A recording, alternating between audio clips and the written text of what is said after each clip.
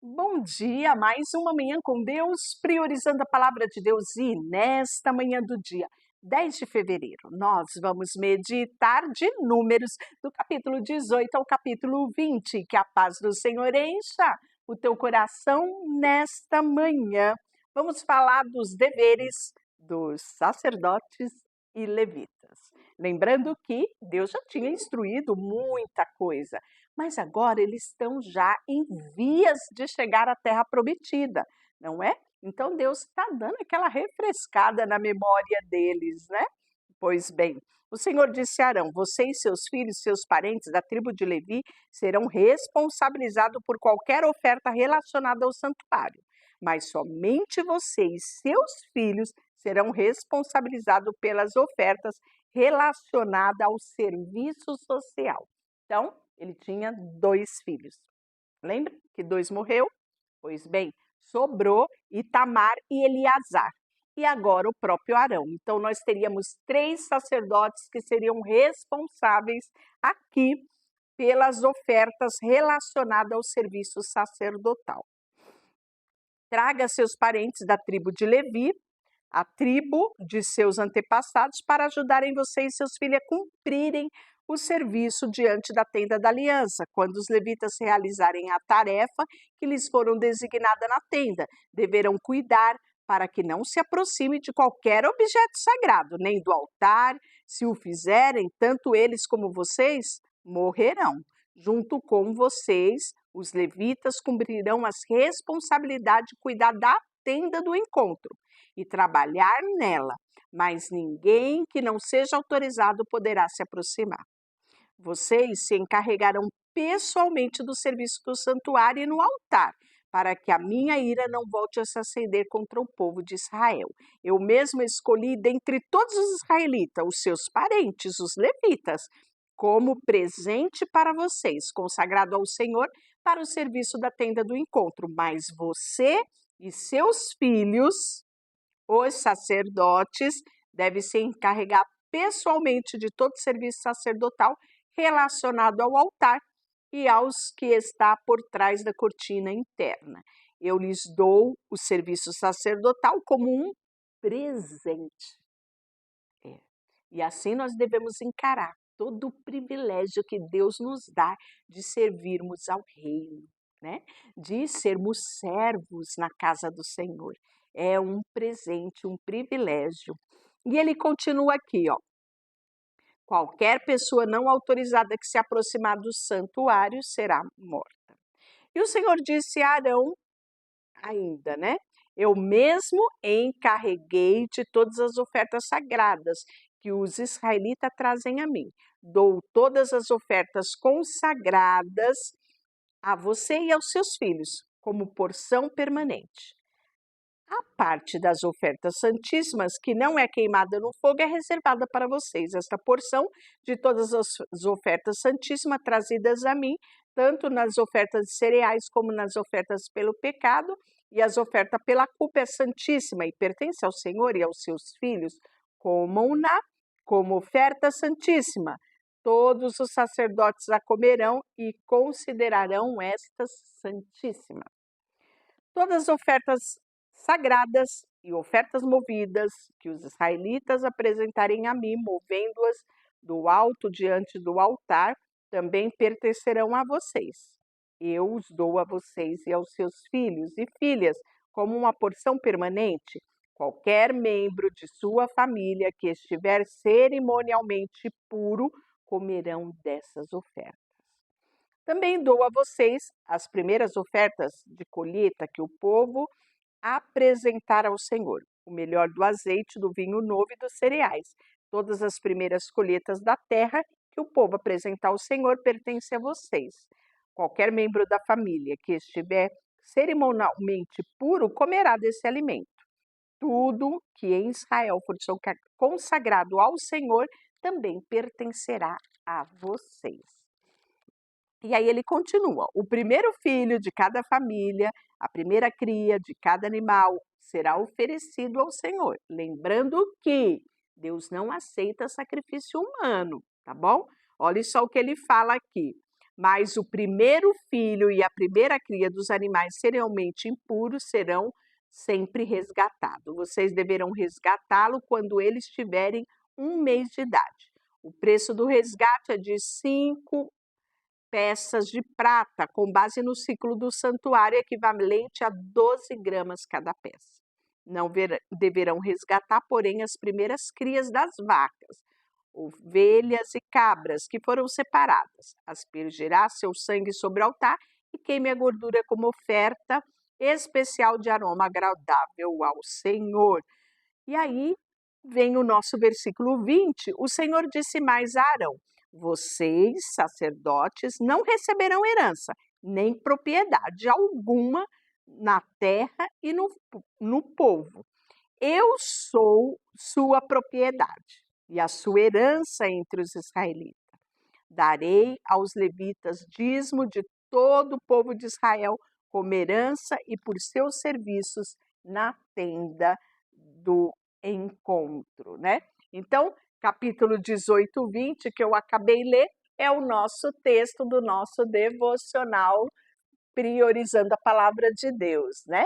Lembrando que é um momento a mais que é disponibilizado aqui para você ter no seu devocional. Então, é gravado no shot aqui no YouTube, no Instagram, no Reels, e você pode ter esse momento a mais do seu devocional. Ressaltando que se você quiser adquirir esse material, aqui na descrição do vídeo eu sempre deixo o link para que você possa adquirir. E qual é o objetivo do versículo da Bíblia, né? O versículo do dia dentro da nossa leitura? É fazer você refletir um pouco mais sobre aquele texto, trazendo o contexto da realidade, mas também uma aplicação pessoal para o nosso dia a dia. Então, continuando aqui, de agora em diante, nenhum israelita se aproxime da tenda do encontro, e se alguém se aproximar, será declarado culpado e morrerá. Somente os levitas servirão na tenda do encontro e serão responsabilizados por qualquer ofensa contra ela. Essa é uma lei permanente para vocês a ser cumprida de geração em geração. Os levitas não herdarão porção alguma da terra entre os israelitas, pois lhe dou o dízimo dos israelitas, apresentados como oferta para o Senhor. Essa é a herança dos levitas, por isso eu disse que eles não herdarão terra alguma entre os israelitas. O Senhor ainda disse a Moisés: dê as seguintes instruções aos levitas: quando receberem dos israelitas dízimo que eu dou a vocês como herança, entregue a 10ª parte dele, ou seja, dízimo do dízimo. É, um dízimo dos dízimos ao Senhor como oferta. Essa será considerada a sua oferta de colheita, como se fosse o primeiro cereal da sua eira e o vinho da sua prensa de uva. Né? Então, aqui Deus deixa tudo muito bem detalhado, né? O ofício sacerdotal, as suas obrigações, o seu pagamento, né? A sua posição perante a comunidade. Dê também as seguintes instruções aos levitas: quando apresentarem a melhor parte como oferta, será considerado como se tivesse vindo de sua própria eira ou de sua prensa de uva. Você e a sua família comerão desse alimento onde quiserem, pois é recompensa pelos seus serviços na tenda do encontro, né? Que coisa maravilhosa! Deus pensa nos mínimos detalhes. Pois bem, a água da purificação. O Senhor disse a Moisés e a Arão: esta é uma prescrição da lei que o Senhor ordena. Diga aos israelitas que tragam até vocês uma novilha vermelha, um animal perfeito e sem defeito, sobre o qual nunca tenha sido colocado canga de arado. Entregue a novilha ao sacerdote, na presença dele, a novilha será morta. Eleazar, que era filho de Arão, sacerdote este também, pegará com o dedo um pouco do sangue dele e aspergirá 7 vezes na direção da entrada da tenda do encontro. A novilha inteira, couro, carne, sangue, excremento, será queimada na presença de Eleazar. Então, ele pegará um pedaço de madeira de cedro com um ramo de sopo e um pouco de fio vermelho e lançará o fogo onde a novilha está sendo queimada. Em seguida, o sacerdote lavará suas roupas, banhará com água. Depois disso, voltará ao acampamento, mas ficará cerimonialmente impuro até o entardecer. O homem que queimar a novilha também lavará suas roupas e banhará sua roupa e também ficará impuro até o entardecer. Então, a pessoa cerimonialmente pura juntará as cinzas da novilha e colocará num lugar cerimonialmente puro fora do acampamento. Eles ficarão guardados ali da comunidade de Israel para que use a cerimônia da água de purificação para a remoção dos pecados. O homem que recolher a cinza, a novilha, lavará suas roupas e ficará impuro até o entardecer. Essa é uma lei permanente para os israelitas e para os estrangeiros que vivem entre eles. Quem tocar um cadáver humano ficará cerimonialmente impuro por 7 dias. E no terceiro e no 7º dia ele purificará com a água da purificação. Então aqui você já entendeu o que é a água da purificação, né? Então usará puro, mas se não seguir esse procedimento no terceiro dia do 7º, continuará impuro, mesmo depois do 7º dia. Quem toca cadáver e não se purificar corretamente, contamina o tabernáculo do Senhor e será eliminado do povo de Israel. A seguinte lei se aplica quando alguém morre numa tenda. Quem entra nesta tenda, quem estiver perto dela, quando a morte ocorrer, ficarão cerimonialmente impuro, senão por 7 dias.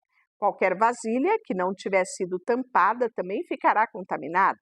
E se ao andar pelo campo, alguém tocar num cadáver ou numa pessoa morta à espada que tenha morrido de causa natural, ou tocar no ombro, no osso humano ou num túmulo, ficará impuro por 7 dias, né? Então, aqui está falando, né, sobre essa purificação, que nós já sabíamos, tocar um cadáver torna a pessoa impura e ela precisa fazer o cerimonial, ficar o tempo afastado para retornar. Contudo, aquele que se contaminar e não se purificar, será eliminado da comunidade, pois contaminou o santuário do Senhor, permanecerá impuro, uma vez que a água da purificação não foi aspergida sobre ele. Esta é a lei permanente para o povo. Quem aspergir a água da purificação lavará depois suas roupas, e quem tiver na água usada para a purificação ficará impuro até o entardecer. E aí nós vamos ver uma desobediência. E aqui essa desobediência nada mais, nada é de Moisés. Você deve estar curioso para saber como o homem mais pacífico, né, aquele que era amigo de Deus, desobedeceu? Desobedeceu. Isso é um alerta para mim e para você. Se ele, que era ele, que tinha tanta intimidade com Deus, caiu no pecado da desobediência, imagina eu e tu. Devemos estar com muitos olhos abertos. Pois bem, no primeiro ano, toda a comunidade chegou ao deserto de Zin e acampou em Quedes. Enquanto estavam lá, Miriam morreu e foi sepultada. Lembra dela, Miriam, irmã de Moisés? Pois bem, já faleceu. Está sendo sepultada no deserto. Lembra que Deus disse que aquela geração toda ia cair morta no deserto, ia ser sepultada? Somente Caleb e Josué herdaria a terra prometida dessa geração, e só os a partir abaixo de 20 anos entrariam na terra prometida. Já começou a cumprir. Aqui nós tivemos o sepultamento da irmã de Moisés, chamada Miriam. Como não havia água naquele lugar, o povo se rebelou contra Moisés e Arão e discutiram com Moisés e disseram: se ao menos tivéssemos morrido com os nossos irmãos diante do Senhor, porque nos trouxe para este lugar?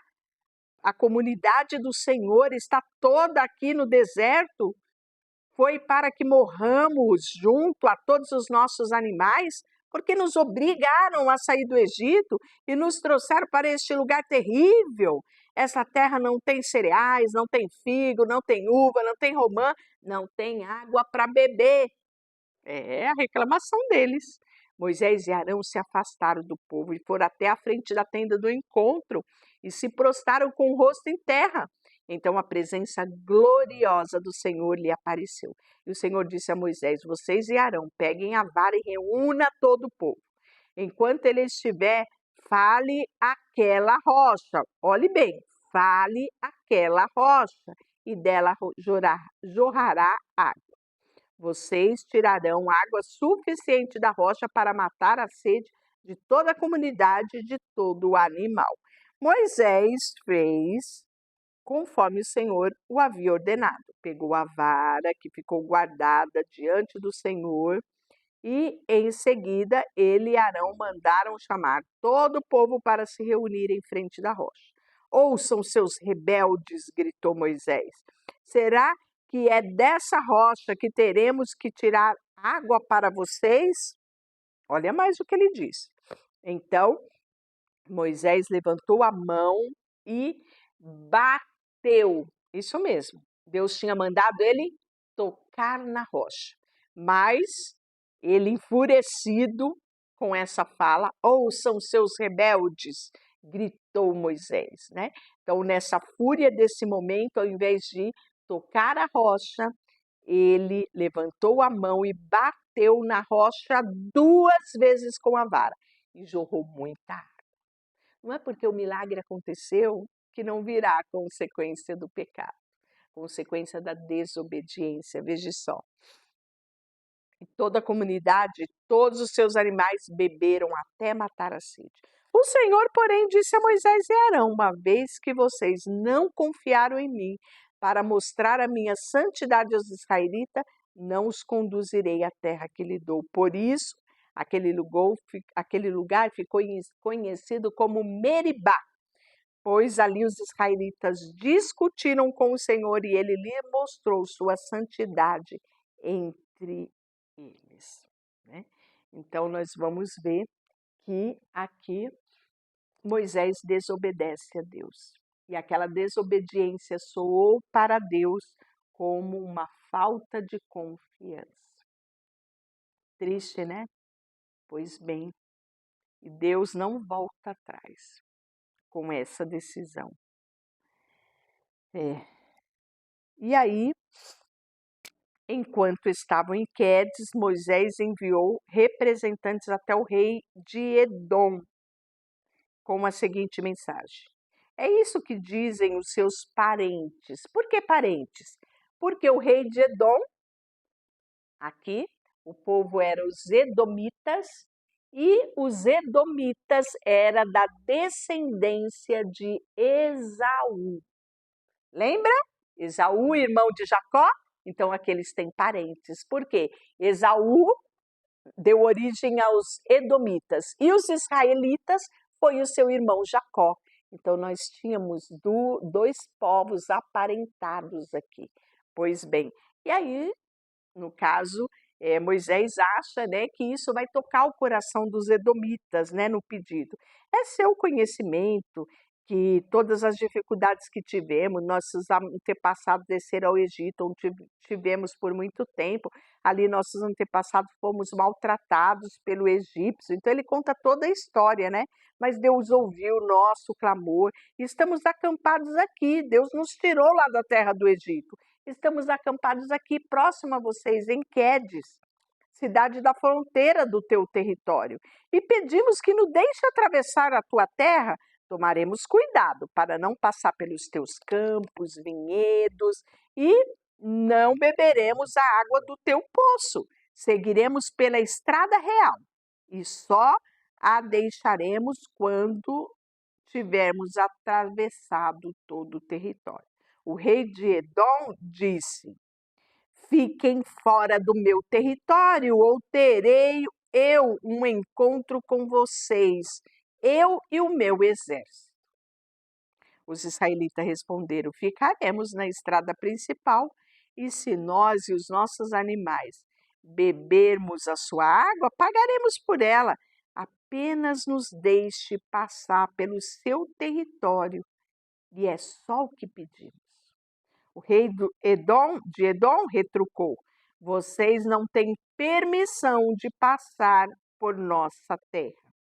Em seguida, mobilizou as tropas e marchou contra o povo. Israel, com o seu exército poderoso, uma vez que o povo de Edom se recusou a deixá-los passar por seu território, os israelitas foram obrigados a desviar-se deles. Consequentemente, a viagem se torna aqui mais longa. E aí, nós vamos ver que agora nós vamos ter a morte de mais alguém.